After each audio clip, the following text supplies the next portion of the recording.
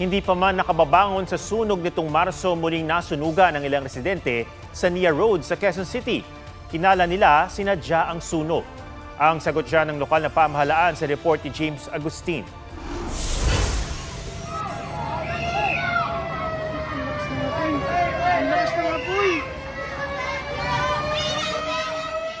Nataranta ang mga residente ng Payatas A, Quezon City na sumiklab ang sunog sa kasagsagan ng matinding sikat ng araw. Umakyat ang sunog sa ikatlong alarma.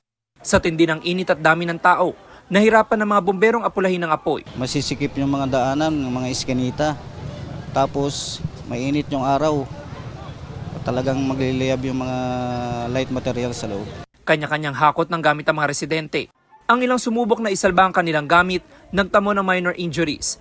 Inimbestigahan pa ang sanhi ng apoy. Ang mga taga Nia Road sa Quezon City na hindi pa man nakakabangon mula sa sunog nito lang Marso, nasunugan ulit. Ayon sa mga taga-barangay, mahigit 71 pamilyang naapektuhan.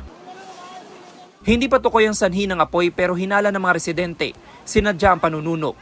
Kamakailan binigyan raw sila ng lokal na pamahalaan ng hanggang May 30 para umalis dahil tatayuan ng vertical housing ang lugar. Pumayag na kami nung meeting namin na aalis kami. Tapos kailangan pa ganyanin kami. Wala naman nananadya. Hindi pa namin alam kung ano talaga yung pangyayari. Sabi naman ng QCLGU walang batayan ng aligasyon dahil sa paunang imbestigasyon ng BFP, pagsusunog ng tanso sa abandonadong bahay ang sanhi ng apoy.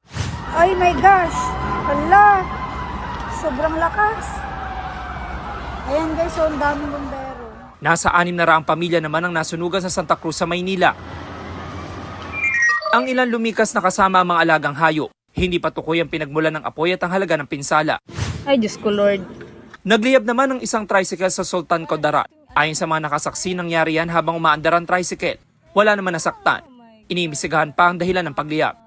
Nasunog naman ang 150 ektarya ng kagubatan na bahagi ng Bulkang Kanlaon. Aminado ang BFP na pahirapan ng pag-apula sa apoy dahil nasa loob ng 4-kilometer permanent danger zone ng bulkan ng Grass Fire. Inaalam pa kung paano ito nagsimula. James Agustin, GMA News.